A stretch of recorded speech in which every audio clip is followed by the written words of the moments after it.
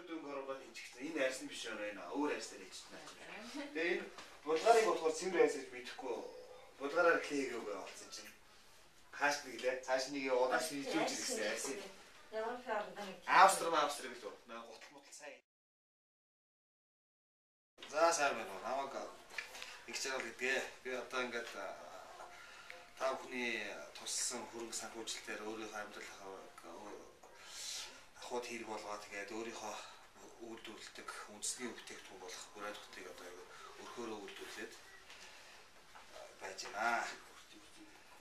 Ерөнхийдөө болохоор манай бүтээгдэхүүн болох үйлдвэрлэдэг бүтээгдэхүүн болохоор яг манай одоо хөдөө аж ахуй, мал аж ахуй гаралтай түүхий дээр хийгддэг. Тэгээд хөдөөгийн малчд болон ер нь өвөл цагт бол ер нь дулаахан бүтээгдэхүүнтэй ерөөдөө яг үндсэн худалдаа авчдаг гэх юм бол хөдөөгийн малчд байгаа. За тэгээд ерөнхийдөө гэх юм бол сүүлийн үед болохоор тийм гадаад орон нутгаар бас их авдаг болчиход байгаа л да. Готлыг бол яг бүтээгдэхүүний юу нэх юм бол яг гадна тал нь бол яг цэвэр үхрийн болон одоо юугаар ярих юм бол өвхөр тэмээ адууны бод малын хэрээр хийгдсэн.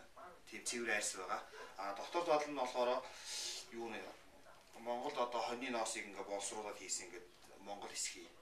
Эсвэл өөр яг зориултын хилдээд үйлдвэр ялгаа боловсруулсан нэг хитроор хийгддэг. Тийм л. За одоо өөр юу ярих вэ? Ягдчиод уул бол яг цэвэр гар авлагаар уулдаг. Одоо энэ дээр наагдах юм бол эрзэн буюу капч байгаа шүү дээ. Ганц тэр наалтна. Тэгэхээр ерөнхийдөө гутлын хувьд бол нэлийн бүх чанартай гарч байгаа юм л да.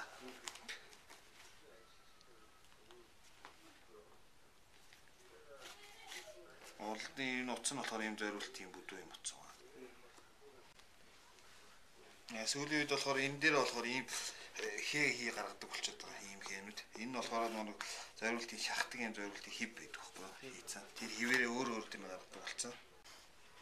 Манайх нэг герман хэлгээ тэр гоё яаш те. Нэг герман хэлгээ.